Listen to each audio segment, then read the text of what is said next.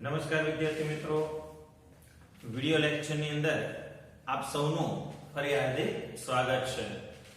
બાળકો, આપણે લાસ્ટ લેક્ચરની અંદર સવર્ગ સંયોજનોના આઈયુપીએસસી નામકરણ કેવી રીતે થાય એ શીખી ગયા. મતલબ તમને સૂત્ર આપેલું હોય પરંતુ સૂત્ર પરથી નામ કેવી રીતે લખાય એ શીખી ગયા. આજે વળકો આપણે રિવર્સ પ્રોસેસ કરવાની છે, એટલે કે નામ આપી દેવામાં આવે છે અને હવે સૂત્ર આપણે લખવાના છે. તો વળકો નામ આપી દીધું હોય અને સૂત્ર લખવા હોય ત્યારે ખાસ ધ્યાન રાખવું પડશે. શું કામ? કેમ કે પહેલી વાત તો એ કે એની માટે તમને કોઈ નિયમો નથી. જેમ આપણી પાસે કેમ નામ લખવું હતું, સૂત્ર ઉપરથી નામ લખવું હતું, તો એના આપણે નિયમો હતા એમ. હવે આમાં નિયમો છે ખરા, પણ એ કોઈ બુક ની અંદર લખેલા ના હોય. જ્યારે આપણે લખીએ સૂત્ર ત્યારે એને આપણે આપણી રીતે એપ્લાય કરવાના હોય. ખ્યાલ આવે છે? તો હવે જો આજે આપણે નામ ઉપરથી સૂત્ર કેવી રીતે બને એની વિશે આપણે ડિસ્કસ કરીશું. તો જો સૌથી પહેલા આપણે કોયડો નંબર 9.2 એક્ઝામ્પલ નંબર 9.2 સોલ્વ કરીશું. સૌથી પહેલું નામ છે બાળકો tetra amine aqua ક્લોરાઇડો cobalt 3 chloride. તો બાળકો જો આટલું નામ વાંચો છો ને ત્યાં એક વસ્તુ ખબર પડી જાય. શું? ધાતુનું નામ આવી ગયું, ઓક્સિડેશન આંક આવી ગયો, પછી ક્લોરાઇડ શબ્દ આવ્યો. તો આવું તમે યાદ કરો, જ્યારે સૂત્ર ઉપરથી નામ લખતા ત્યારે આવું ત્યારે જ બને કે તમારી સવર્ગ સ્પીસીસ છે ને એ ધન હોય, તો જ એની પાછળ ક્લોરાઇડ જોડાવે. એટલે એનો મતલબ એમ કે સવર્ગ સ્પીસીસ પહેલા આવશે. હવે સવર્ગ સ્પીસીસ પહેલા આવે બાળકો, તો જો સવર્ગ સ્પીસીસ માં સૌથી પહેલા તો કાઉન્સ આવશે. હવે જો કાઉન્સ લખો તો સૂત્ર લખવાની પેટર્ન પાછી કીધી છે, પહેલા ધાતુ લખવાની. યાદ કરો તો આપણે ધાતુમાં જો અહીંયા નામ જડી ગયું છે, કોણ છે? તો કે કોબાલ્ટ. તો એનો મતલબ એમ કે પહેલું જ આપણે સૂત્રમાં અહીંયા સંજ્ઞા લખીશું કોબાલ્ટ. પછી વળતો જો આ બધું જે આપેલું હોય એ બધું આલ્ફાબેટના ક્રમમાં ગોઠવેલું જ હોય. જો ટેટ્રા એમાઇન, એમાઇન નો એ, એક્વા નો એ, પણ આપણે યાદ કરો એમાઇન ના સ્પેલિંગમાં બીજો મૂળાક્ષર એમ ને એક્વામાં ક્યુ આવે. ખ્યાલ આવે છે? તો એનો મતલબ એમ કે તો ટેટ્રા એમાઇન, તો ટેટ્રા એમાઇન એનો મતલબ શું થયો કે NH3 આમાં કેટલી વાર હશે? તો કે 4 વાર હશે. રેડી? પછી શું શબ્દ આવ્યો બાળકો? એક્વા. તો એક્વા શબ્દ આપણે કોની માટે વાપરીએ બાળકો? H2O માટે. હવે જો એમાં ડાય ટ્રાય કાઈ નથી, મતલબ એક્વા એક જ છે ને. ચાલ આવે છે? પછી શબ્દ છે ક્લોરાઇડ. એમાં જો ડાય ટ્રાય કાઈ નથી, તો એનો મતલબ એમ કે Cl પણ કેટલી વાર છે? તો કે એક વાર છે. બાળકો કાઉન્સ નું કામ પતી. રેડી? હવે કોબાલ્ટ 3 અને ક્લોરાઇડ શબ્દ છે, તો જો કોબાલ્ટ તો તમે લખી દીધું, તો હવે માત્ર ક્લોરાઇડ ની વાત છે. તો ઘણા લોકો શું કરે, પાછળ ક્લોરાઇડ શબ્દ આવ્યો એટલે આમ Cl મૂકી દે, વાર્તા પૂરી. પણ બાળકો આવી રીતે ન થાય. રેડી? કારણ કે આ રીતે કરશો તો જો કોબાલ્ટ નો ઓક્સિડેશન આંક 3 થાવો જોઈએ બાજુ. તો અહીંયા જો NH3 નો કેટલો થાય છે? 0 હોય, H2O નો 0 હોય, Cl નો કેટલો હોય? તો કે -1. તો આ Cl નો કેટલો? તો કે -1. -1 એટલે -2 બરાબર ને આવે એટલે +2. તો આપણામાં તો 3 આપેલો છે. તો એનો મતલબ એમ કે જો હવે તમે અહીંયા સુધારો ન કરી શકો, કેમ કે એમાં જે નામ આપ્યું હોય એમાં જે સંખ્યા હોય એટલી જ આવે. એમાં આપણું ઘરનું કાંઈ નો ચાલે, કેમ કે અહીંયા ક્લોરાઇડ લખ્યું એટલે એક જ ક્લોરીન લખવો પડે. જો ડાઇક્લોરાઇડ હોત તો જ બે ક્લોરીન હું કરી શકું. એટલે અંદર તમે કોઈ પણ પ્રકારનો ચેન્જ તમારી રીતે નથી કરી. જે કરી શકો છો એ બધું અહીંયા કરી શકશો. તો કે તમારે ત્રણ ઓક્સિડેશન આયન જોઈતો હોય તો એક સિમ્પલ લોજિક છે કે અહીંયા ક્લોરાઇડમાં ક્લોરીનની સંખ્યા કેટલી કર નખાય? 2 કર નખાય. કેમ કે અહીંયા -2 થઈ જાય 2 ક્લોરીનનો. તો જો -2 -1 એટલે -3 બરાબર ને આમે તો +3. ખ્યાલ આવે છે બાળકો? તો શું સૂત્ર બન્યું? CONH3 4 ટાઈમ H2OCl ને Cl2. Okay. Next potassium tetrahydroxido zincate 2. તો બાળકો ત્યાં જ જોવો શું શબ્દ આવ્યો? ઝિંકેટ. મતલબ ધાતુના નામમાં એટ આવ્યું ને.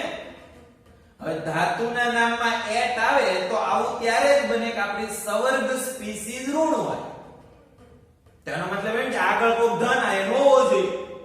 તો બાળકો નામ વાંચો ત્યાં જ ખબર પડી જાય. જો આગળનો ધન આયન જડી ગયો પોટેશિયમ. હવે પોટેશિયમ એટલે નો ડાઉટ આપણને ખબર જ છે કે એની સંજ્ઞા કે થશે. રેડી? પણ હવે કે અત્યારે કેટલા લખો એ હું જાણતો નથી. બરાબર? તો હવે આને આપણે લાવીએ ટેટ્રાહાઇડ્રોક્સાઇડો ઝિંકેટ. મતલબ ધાતુ કોણ છે? ખબર પડી ગઈ. ઝિંકેટ મતલબ ધાતુ કોણ હોય? ઝિંક હોય. ટેટ્રાહાઇડ્રોક્સાઇડો. તો ટેટ્રાહાઇડ્રોક્સાઇડો તો હાઇડ્રોક્સાઇડો શબ્દ કોની માટે આવે? OH માટે. કેટલા OH છે બાળકો? ટેટ્રા જો એટલે કે 4. તો OH કેટલી વાર આવશે બાળકો? 4 વાર.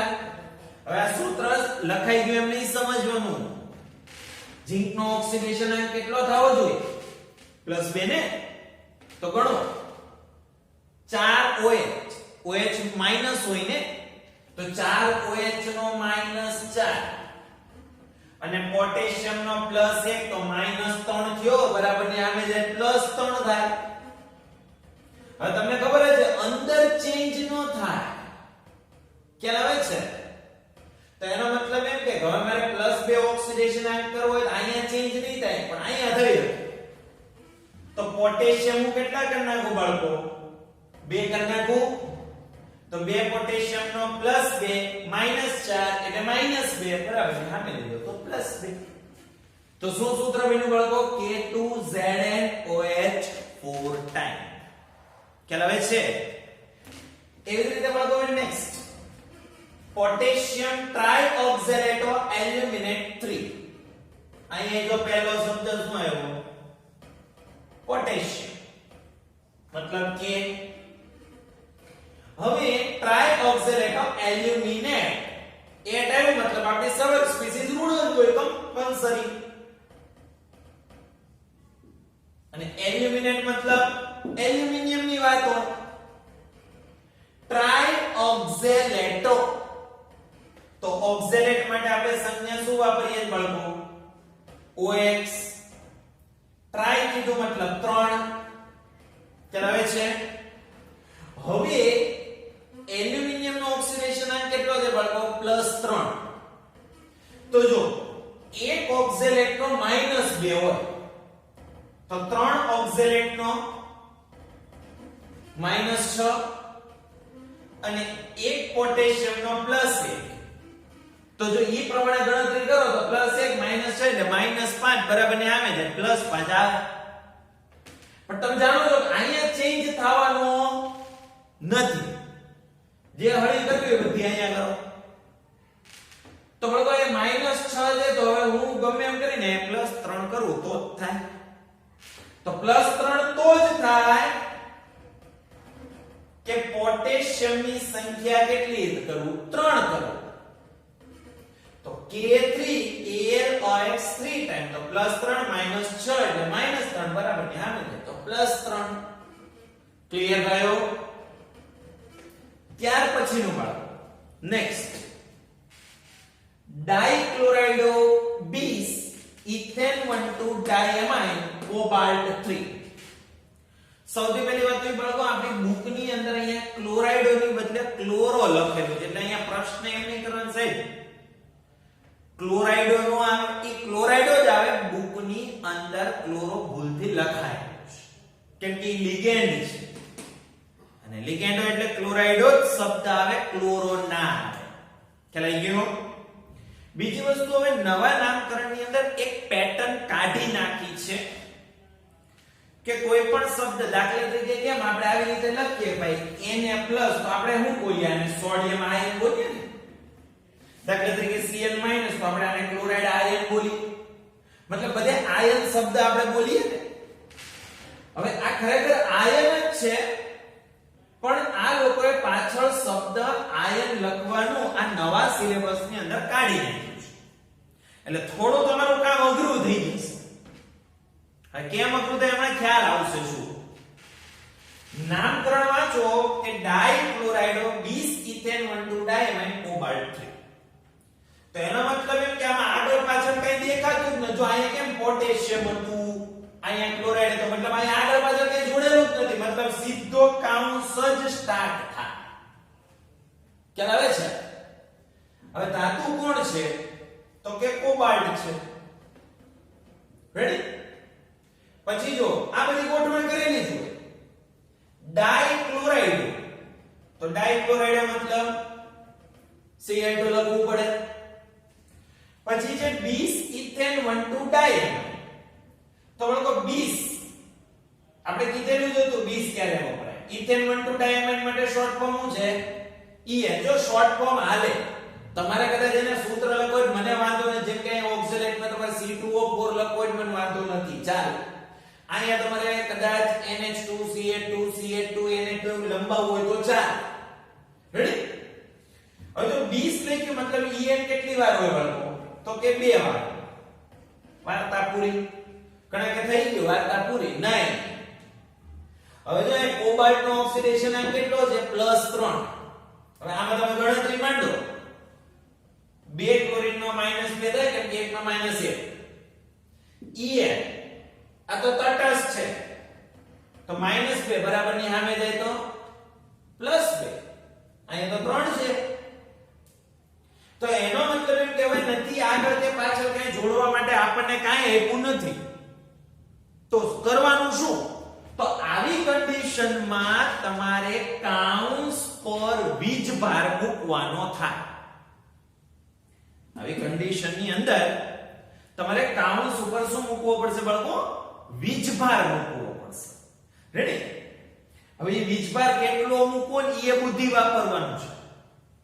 દાખલા તરીકે મારે કોબાલ્ટ નું ઓક્સિડેશન આ 3 જોવે તો જો અહીંયા 2 તો થઈ જાય એટલે 1 જ ઘટે પણ પ્રશ્ન એ હોય કે સાહેબ આ +1 મૂકવાનું કે -1 મૂકવાનું તો જો વિચારીએ અહીંયા જે મૂકો ની બરાબરની સામે જ ગણાય. અહીંયા જે કાઈ મૂકો એ ઓલરેડી બરાબરની સામે જ ગણાય.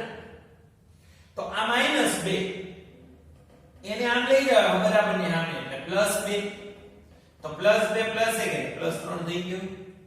જો તમે અહીંયા -1 મૂકશો તો +2 -1 એટલે +1 આપણે +3 જોયું. તો આવી રીતે કેલ્ક્યુલેશન કરી અને જોઈ લેવાનું કે પ્લસ મૂકવો કે માઈનસ મૂકવો. ખાસ ધ્યાન રાખજો નહીતર અહીંયા ભૂલ થવાની શક્યતા છે.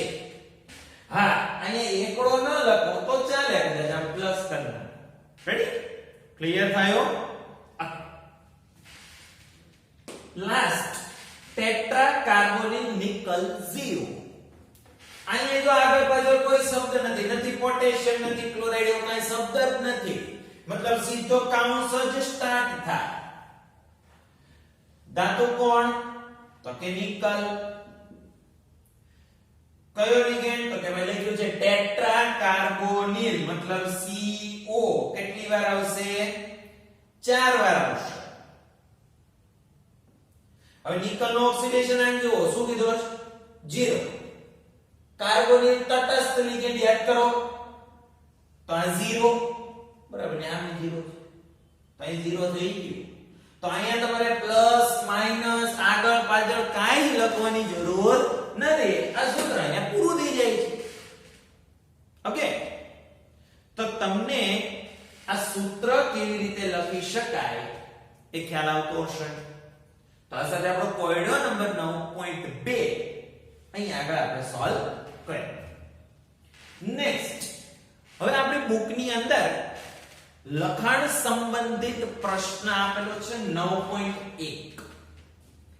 બરાબર, એમાં સૌથી પહેલું સોલ્વ કરીએ તો ટેટ્રા એમાઇન ડાઇએક્વા કોબાલ્ટ 3 ક્લોરાઇડ.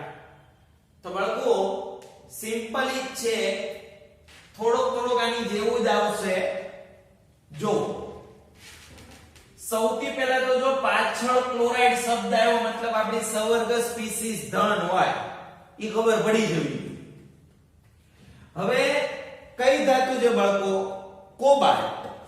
તો કોબાલ્ટ ધાતુ છે તો અહીંયા શું લખીશું આપણે? CO. પછી બધું ક્રમમાં જ છે. જો ટેટ્રા એમાઇન, તો બાળકો ટેટ્રા એમાઇન મતલબ NH3 4 ટાઈમ.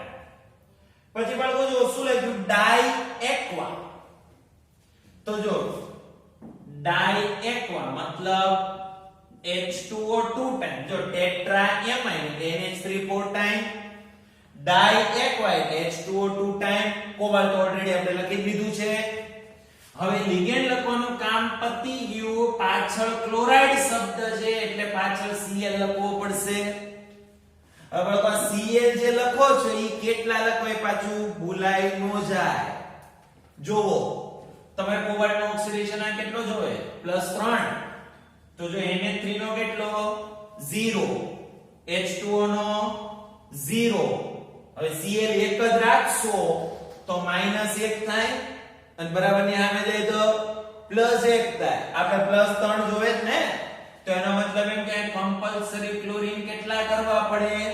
3 કરવા પડે. તો જ આમાં જો કોબાલ્ટ નો ઓક્સિડેશન અને હવે ગણો +3 આવી જશે.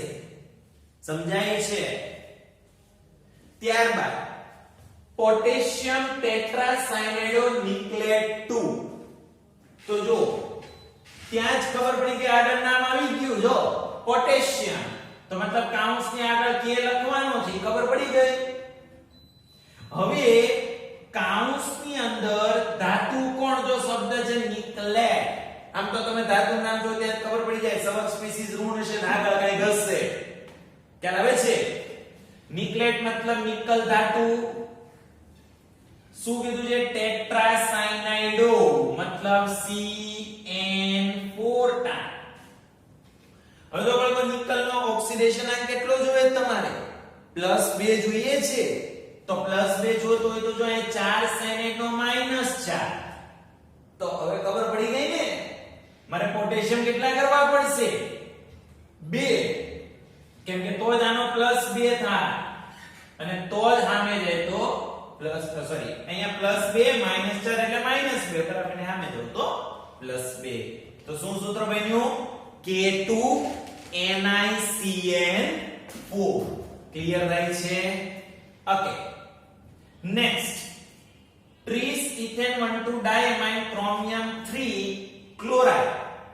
તો બાળકો ત્યાં જ ખબર પડી ગઈ. જો પાછળ ક્લોરાઇડ નામ આવ્યું અને ધાતુ ક્રોમિયમ મતલબ સવર્ગ સ્પીસીસ ધન. તો સવર્ગ સ્પીસીસ પહેલા લખો. ધાતુ ખબર પડી ગઈ, ચોખ્ખી જ લખેલી ક્રોમિયમ. ટ્રીસ ઇથેન 1,2 ડાયમાઇન. તો ટ્રીસ મતલબ 3 વાર. ઇથેન 1,2 ડાયમાઇન બીજો કોઈ લિગેન્ડ છે જ નહીં. અને પાછળ શબ્દ છે બાળકો ક્લોરાઇડ. હવે ક્રોમિયમ નો ઓક્સિડેશન આંક કેટલો જોઈએ બાળકો? તમારે +3 જોવે છે. તો જો ક્રોમિયમ નો ઓક્સિડેશન આંક +3 જોઈતો હોય તો આનો 0. તો Cl મારે કેટલા કરવા પડે બાળકો? 3 કરવા પડે. તો જો -3 થશે આનો સામે જાય તો +3. ખ્યાલ આવે છે? ત્યારબાદ બાળકો એમાઇન બ્રોમાઇડો ક્લોરાઇડો નાઇટ્રેટો એન પ્લેટિનમ તો. હવે તો આમાં આગળ પાછળ કાઈ નથી આગળ પોટેશિયમ શબ્દ નથી, પાછળ કોઈ ક્લોરાઇડ શબ્દ મતલબ આમાં એકલો કાઉન્સ છે કન્ફર્મ થઈ ગયું. હવે શું લખ્યું છે બાળકો? જો પ્લેટિનેટ જોયું, કાઉન્સ ઉપર હું કહેતો હતો ને વીજભાર ક્યારેક આવશે. હવે વીજભાર પ્લસ આવે માઈનસ એ આમ અંદાજે હવે ખબર પડી જવી જોઈએ. જો શબ્દ હોય પ્લેટિનેટ મતલબ અહીં કાઉન્સ ઉપર કયો વીજભાર લઈ શકાય? ઋણ. કારણ કે તો જ ધાતુના નામમાં એટ આવે. કેમ કે જો અહીં આપણે કાઉન્સ પ્લસ હતો જો આ ઉદાહરણમાં, કેમ કે એના નામમાં જો કોબાલ્ટ હતો, કોબાલ્ટેટ નથી. એવી રીતે પણ તમે યાદ રાખી શકો છો. મેં તમને પેટર્ન થી શીખવાડ્યું કે પ્લસ માઈનસ, પણ આ ટેકનિક કઈ છે કે જો કોબાલ્ટ બરાબર અને અહીંયા માં એવું તો કે પ્લેટિનેટ આવ્યું એ મતલબ કાઉન્સ ઋણ છે. હવે પ્લેટિનમ ની સંજ્ઞા શું બાળકો? Pt. શું લખ્યું છે? એમાઇન. એમાઇન મતલબ NH3. પછી શું લખ્યું બાળકો? બ્રોમાઇડો એટલે Br. પછી શું લખ્યું બાળકો? ક્લોરાઇડો એટલે Cl. પછી શું લખ્યું બાળકો? નાઇટ્રાઇટો N. નાઇટ્રાઇટો N મતલબ NO2. અને હવે કાઉન્સ ની ઉપર વીજભાર ઋણ. પણ જો અહીંયા આ કેવી છે -1 એમ ન કેટલો મૂકવો એ બધું વિચારવું પડે. કેમ કે તમારે પ્લેટિનમ નો ઓક્સિડેશન આ કેટલો જોવે? +2. રેડી? હવે NH3 નો કેટલો? 0. બ્રોમિન નો 0. Cl નો -1. NO2 નો -1. તો આ -1 એટલે -2 બરાબર ની સામે જાય તો +2. તો જો -1 અને +2 તો એનો મતલબ એમ થયો કે તો જવાબ આવે +1. હવે તો એનો મતલબ એમ કે તમે અહીંયા અંદર તો સુધારા કરી જ નથી શકવાના. તો અંદર સુધારા નથી કરી શકવાના. વીજભાર જો તમારે શું જોવે છે તો કે સોરી એક મિસ્ટેક છે બાળકો મારી. બ્રોમાઇડો માં Br નો પણ -1 આ બ્રોમાઇડો યાદ કરો આપણે Cl ક્લોરાઇડો, Br બ્રોમાઇડો, I આયોડાઇડો. તો -1 એટલે -3 બરાબર ની સામે જાય તો +3. તો જો બાળકો -1 અને +3 એટલે શું આવશે? +2 મળી. ખ્યાલ આવે છે? એટલે આપણે જે ઓક્સિડેશન આંક જોતો હોય ઈ પ્રમાણે અહીંયા વીજભાર લેવાનો થાય. ખ્યાલ આવે છે? ઇન કેસ મારે માની લો કે અહીંયા +1 ની જરૂર હોત, આ તો છે નહીં. ઇન કેસ જો હોય નહીં +1 પ્લેટિનમ કોઈ દી, પણ આ તો જસ્ટ તમારી એમ નામ કહું છું. તો હવે અહીંયા જો -1 +3 થાય તો +2 આવ્યું. તો તમારે અહીંયા હું વીજભાર મૂકવો પડે? -2 મૂકવો પડે. ખ્યાલ આવે છે? પણ અત્યારે જરૂર છે નહીં. ક્લિયર થયો? ઓકે. ત્યારબાદ બાળકો જુઓ ડાઇક્લોરાઇડો B-Cetane-1,2 diamine platinum 4 nitrate. એનો મતલબ એમ જો પ્લેટિનમ સવર્ગ સ્પીસીસ ધન હશે, એની પાછળ નાઇટ્રેટ શબ્દ લાગ્યો. તો સૌથી પહેલા તો આપણે કાઉન્સ લખીશું. આ કાઉન્સમાં ધાતુ કોણ? તો કે Pt. રેડી? હવે Pt ની સાથે શું? તો કે બાળકો જો ડાઇક્લોરાઇડો. તો ડાઇક્લોરાઇડો મતલબ Cl2. પછી જો bis-ethane-1,2 diamine. તો bis-ethane-1,2 diamine એટલે En2. રેડી? તો જો ડાઇક્લોરાઇડો bis-ethane-1,2 diamine પ્લેટિનમ. હવે મહત્વનો પોઈન્ટ, પાછળ નાઇટ્રેટ. બાળકો ઈ ખબર હોવી જોઈએ નાઇટ્રેટ આયન કોણ છે ઈ. બાળકો NO3 આને કહેવાય નાઇટ્રેટ આયન. રેડી? તો પાછળ શબ્દ છે નાઇટ્રેટ. કેમ અહીંયા બધે જો શબ્દ આવતો તો ક્લોરાઇડ આવતો તો, એવી રીતે અહીંયા કયો શબ્દ આવ્યો બાળકો? નાઇટ્રેટ. મતલબ અહીંયા તમારે NO3 જોડવાનું છે. તો હવે અહીંયા કેટલા Cl જોડો એ નક્કી કરવું પડતું હતું. એમાં અહીંયા તમારે NO3 કેટલા જોડવા એ ડિસાઈડ કરવું પડશે. તો જો 2 Cl નો -2, En નો તો 0. હવે નાઇટ્રેટ આયન નો જો શું હોય -1 તો -2 -1 એટલે -3 બરાબર ની સામે જાય તો +3 પણ આપણે તો 4 જોઈએ તો એનો મતલબ એવો થયો કે NO3 1 નહીં ચાલે NO3 કેટલા કરવા પડશે 2 કરવા પડશે તો 2 NO3 નો -2 થઈ ગયો -4 બરાબર ને આપણે +4 સમજાણું બાળકો ઓકે બાળકો જે લાસ્ટ નામ છે ખૂબ જ અગત્યનું છે એમસીક્યુ ની અંદર પણ ક્યારેક આનું સૂત્ર બનાવવાનું પૂછી શકે છે એટલે ખાસ ધ્યાને લેજો શું લખ્યું છે જો આયન 3 હવે ક્યારેક એમસીક્યુ માં પૂછાય ભૂતકાળમાં જ્યારે પૂછાતું ત્યારે આ 3 લખી નોતા આપતા તમારે સારું છે નવા સિલેબસ ની અંદર અહીંયા +3 લખીને આપ્યું છે હવે આયન +3 પછી લખ્યું હેક્સાસાયનાઇડોફેરેટ 2 એનો મતલબ એમ કે આ વસ્તુ જે છે ને કાઉન્સની આગળ છે આયન 3 એટલે કે Fe+3 ખ્યાલ આવે છે પછી હેક્સાસાયનાઇડોફેરેટ 2 તો સિમ્પલ છે ફેરેટ આવ્યો એટલે ધાતુ કોણ હોય Fe હોય હેક્સાસાયનાઇડો હવે બાળકો હેક્સાસાયનાઇડો એટલે Cn કેટલી વાર હોય 6 વાર હવે એક મહત્વનો પોઈન્ટ ધ્યાન રાખો બાળકો ખાસ શીખવાનું છે Fe નો ઓક્સિડેશન આંક કેટલો જોઈએ છે +2 જોઈએ ઘડી ભૂલી જાવ આટલું મેં લખ્યું હતું Fe+3 ભૂલી જાવ મેં લખેલું છે થોડી વાર પૂરતું કાંઈ નથી એવું માન મતલબ કે આ વસ્તુ આપી જ નથી એવું તમે માની લો હવે તમે વિચારો તમારે Fe નો ઓક્સિડેશન આંક +2 કરવો હોય તો તમે કઈ રીતે કરશો તો કે જો આનો તો -6 થાય અને બરાબર ની સામે જાય તો +6 આપણે તો +2 જોઈએ હવે શબ્દ શું છે ફેરેટ જો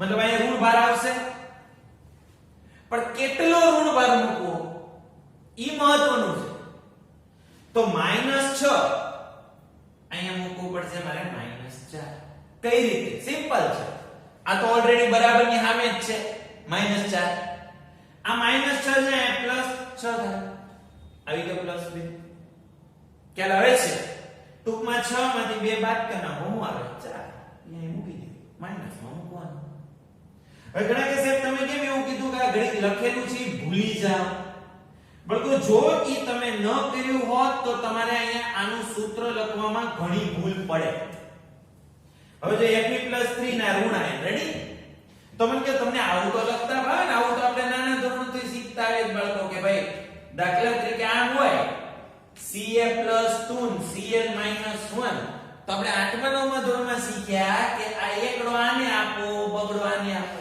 તો સૂત્ર બને CaCl2 આવું શીખેલા બસ અહીંયા ઈ જ કરવાનું ચોગડો આને આપો તગડો આને આપો તો સૂત્ર થશે Fe4 FeCN6 અને E3 ટાઈમ ખ્યાલ આવે છે આ તમારું સાચું સૂત્ર છે Fe4 FeCN6 3 ટાઈમ ક્લિયર બાળકો તો હવે તમને નામ આપ્યું હોય તો આશા રાખું કે હવે તમને સૂત્ર લખતા પણ આવડશે અને તમને આ વિડિયો પસંદ આવ્યો હશે જો તમને અમારા વિડિયો લેક્ચર પસંદ આવે છે તો એને લાઈક કરો અને વધારેમાં વધારે એને શેર કરો ઓકે થેન્ક યુ